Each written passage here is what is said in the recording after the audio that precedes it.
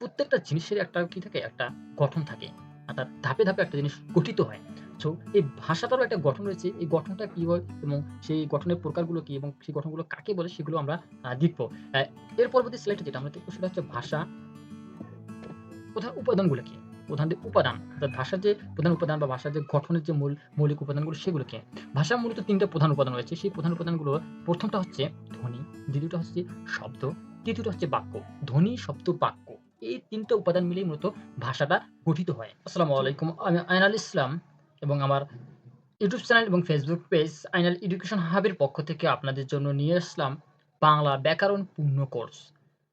আমরা ধারাবাহিকভাবে বাংলা ব্যাকরণের পূর্ণ কোর্স হিসেবে ধারাবাহিকভাবে ক্লাস নেব এবং এই ক্লাসের মাধ্যমে আপনারা এই কোর্সের মাধ্যমে আপনারা বাংলা ব্যাকরণের খুঁটিনাটি সম্পর্কে জানতে পারবেন। ইনশাআল্লাহ আশা করি আপনারা আমার পাশে থাকবেন এবং আমার এই কোর্সটাকে আমি যাতে পূর্ণ কোর্সটা নিতে পারি এবং আপনাদেরকে ভালো কিছু উপহার দিতে পারি, তার জন্য সহযোগিতা করবেন। তো বাংলা ব্যাকরণের পূর্ণ কোর্সের ধারাবাহিকতার ১ম ক্লাস আজকে থেকে আমরা শুরু করতে যাচ্ছি। ১ম ক্লাসের বিষয় থাকছে ভাষা কাকে বলে? আমাদের কানে প্রতিনিয়ত একটা শব্দ আসে সেটা হচ্ছে ভাষা। এই শব্দটা আসে আসলে ভাষাটা কি? ভাষাটা কাকে বলে? আমরা আজকে জানবো আসলে ভাষা কি এবং ভাষা কাকে বলে এবং ভাষাটা অ্যাকচুয়ালি কিভাবে গঠন হয়? সে বিষয়বস্তুগুলো জানবো। সো শেষ পর্যন্ত পাশে থাকবেন। আর অবশ্যই আমার চ্যানেলটিকে এবং আমার ফেসবুক পেজটিকে ফলো এবং সাবস্ক্রাইব করে পাশে থাকবেন। তো আমরা আজকে যে বিষয়বস্তু নিয়ে আলোচনা করতে যাচ্ছি সেটা হচ্ছে ভাষা কি এবং ভাষাটা কাকে বলে? মূলত ভাষাটা কি? সেটা ব্যাকরণিক যে সংজ্ঞা সেই সংজ্ঞা অনুযায়ী ভাষা কাকে বলে এবং ভাষাটা কি সেটা নিয়ে আলোচনা করব। মানুষের মনের ভাব প্রকাশের জন্য বাকযন্ত্রের সাহায্যে উচ্চারিত অর্থবোধে ধ্বনি বা ধ্বনি সমষ্টিকে ভাষা বলা হয়। সহজভাবে যদি বলি একটু, মানুষ তার মনের ভাব, মানুষ তার আবেগ আর অনুভূতি এগুলোকে যে মাধ্যম দ্বারা প্রকাশ করে তাকেই ভাষা বলা হয়। সেটাকে মনে করো ভাষা বলা হয়। আর মানুষের মনের ভাব যেটা, সেটা মুখে উচ্চারিত হয় এবং কখনো, কখনো লিখিত শব্দের মাধ্যমে প্রকাশ করা হয়। এই মাধ্যমগুলো তো একটা ভাষা। এই মাধ্যমগুলো অর্থাৎ এই মাধ্যমগুলো আর প্রত্যেকটা জিনিসের একটা কি থাকে? একটা গঠন থাকে। অর্থাৎ ধাপে, ধাপে একটা জিনিস গঠিত হয়। সো এই ভাষাটারও একটা গঠন রয়েছে। এই গঠনটা কি হয় এবং সেই গঠনের প্রকারগুলো কি এবং সেই গঠনগুলো কাকে বলে সেগুলো আমরা দেখব। অ্যা এর পরবর্তী স্লাইডে যেটা আমরা দেখব সেটা হচ্ছে ভাষা প্রধান উপাদানগুলো কি? প্রধান যে উপাদান অর্থাৎ ভাষার যে প্রধান উপাদান বা ভাষার যে গঠনের যে মৌলিক উপাদানগুলো সেগুলো কি? ভাষার মূলত ৩ টা প্রধান উপাদান রয়েছে। সেই প্রধান উপাদানগুলো ১ম টা হচ্ছে ধ্বনি, ২য় টা হচ্ছে শব্দ, ৩য় টা হচ্ছে বাক্য। ধ্বনি, শব্দ, বাক্য। এই ৩ টা উপাদান মিলেই মূলত ভাষাটা গঠিত হয়। তো পরবর্তীতে আমরা জানব ধ্বনিটা কি, শব্দটা কি এবং বাক্যটা কি? অ্যাকচুয়ালি এই যে উপাদানগুলো, এই উপাদানগুলো আসলে কি? এগুলো আমাদের জানা উচিত এবং জানতে হবে। ধ্বনি, ধ্বনি কি? আমরা যদি ধ্বনির সংজ্ঞাটা একটু পড়ি, তাহলে এখানে বলা হয়েছে, মুখ দিয়ে উচ্চারিত ক্ষুদ্রতম শব্দকে ধ্বনি বলা হয়। খেয়াল করবেন, উচ্চারিত ক্ষুদ্রতম শব্দকে ধ্বনি বলা হয়। যেমন অ, অ, ম, ল। আমি একটা যদি আপনাদের উদাহরণ হিসেবে ধরি, ধরেন কলম, কলম একটা শব্দ। এখানে ক, ল, ম। এখানে ৩ টা ক্ষুদ্র শব্দ অর্থাৎ ক্ষুদ্রতম শব্দ অর্থাৎ ক একটা শব্দ, ল একটা শব্দ, ম একটা শব্দ। এই কলমটা পুরোটাই আবার একটা শব্দ। আর শব্দটার যে ক্ষুদ্র, ক্ষুদ্র এককগুলো আছে যেমন ক, ল, ম এইগুলো হচ্ছে ক্ষুদ্র। এই ক্ষুদ্র এককগুলো মূলত হচ্ছে ধ্বনি। আর ক, ল, ম কলম এই পুরো আ ধ্বনিগুলো অর্থাৎ সব ক্ষুদ্র একক এই ক্ষুদ্র যে কলম এই ৩ টা ক্ষুদ্রতম শব্দ মিলিয়ে একটা অর্থপূর্ণ শব্দ হয়েছে সেটা হচ্ছে কলম। তো পরবর্তী স্লাইডে আমরা দেখব শব্দটা কি এবং শব্দ কাকে বলা হয়। শব্দ এক বা একাধিক ধ্বনি মিলে অর্থপূর্ণ হলে তাকে শব্দ বলে। আগেই বলেছিলাম যে ধ্বনি হচ্ছে শব্দের ক্ষুদ্রতম এককগুলো। আর শব্দের ক্ষুদ্রতম আ ধ্ব এককগুলো ধ্বনি এবং এই ক্ষুদ্রতম এককগুলো মিলিয়ে একটা অর্থপূর্ণ শব্দ হলে তাকে শব্দ বলা হয়।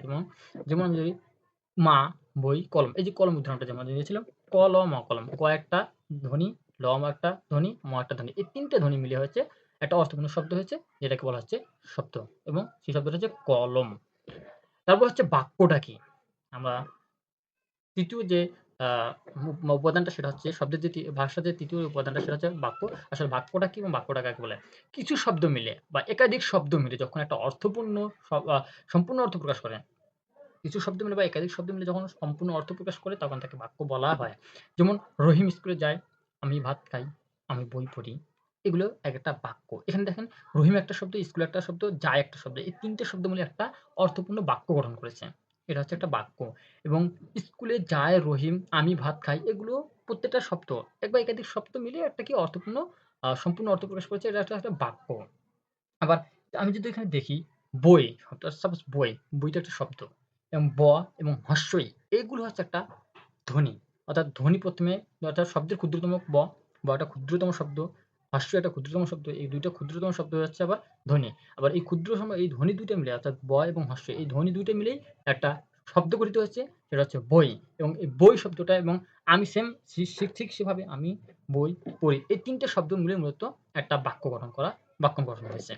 তো তার পরবর্তীতে আমরা দেখব হচ্ছে একটা সহজ জিনিস যেটা আগে বলেছিলাম মনে রাখার টিপস সেটা আবারও বলতেছি এবং এটা জানা খুবই দরকার। যে ভাষার যে মূল উপাদান এবং ভাষাতে আমি আগে বলেছিলাম যে প্রতিটা জিনিসের একটা গঠন থাকে। সেই গঠনের যে ভাষাও একটা গঠন রয়েছে। সেই গঠনটা হচ্ছে ধ্বনি, শব্দ, বাক্য। এই ৩ টা আ ধাপ পেরিয়েই মূলত ভাষাটা গঠন হয়। এই ৩ টে ধাপ একত্রিত হয়ে মূলত ভাষাটা গঠন হয়। অর্থাৎ ধ্বনি, শব্দ, বাক্য মিলেই ভাষা গঠিত হয়। তারপর আমরা এই যে জিনিসগুলো শিখলাম, এই জিনিসগুলো একটা এমসিকিউ প্র্যাকটিস করব মনে রাখার জন্য। এগুলো খুবই গুরুত্বপূর্ণ। বিশেষ করে অ্যাডমিশন পরীক্ষার্থী যারা আছেন তাদের জন্য, চাকরি পরীক্ষার্থী যারা আছেন তাদের জন্য এবং একাডেমিক যারা শিক্ষার্থী আছেন তাদের জন্য অনেক গুরুত্বপূর্ণ।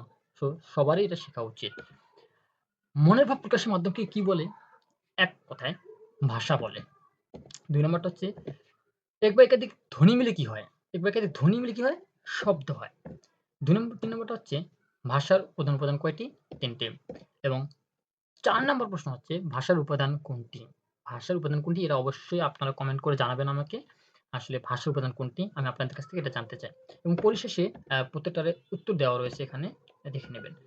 আ সর্বশেষ যে বিষয়টা আমরা আজকের ক্লাসে যা শিখলাম সেগুলো হচ্ছে ভাষা কি, ধ্বনি কি, শব্দ কি, বাক্য কি এবং ইনশাআল্লাহ পরবর্তী ক্লাসে আ বাংলা ব্যাকরণের পূর্ণ কোর্সের ধারাবাহিকতা পরবর্তী ক্লাসে বর্ণ ও বর্ণমালা এভাবে প্রতিটা পার্ট এবং প্রতিটা অংশ, প্রতিটা জিনিসকে আমরা সুন্দরভাবে স্লাইড আকারে ক্লাস নেব। অবশ্যই আপনারা আমার পাশে থাকবেন এবং আপনারা যাতে ভালো কিছু শিখতে পারেন, আপনাকে যাতে আমি ভালো কিছু দিতে পারি, তার জন্য আমাকে সহযোগিতা করবেন।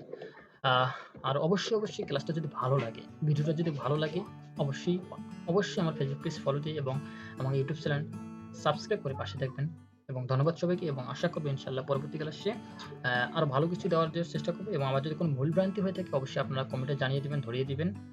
আপনাদের সহযোগিতা আমি একান্তভাবে কামনা করছি। আসসালামু আলাইকুম।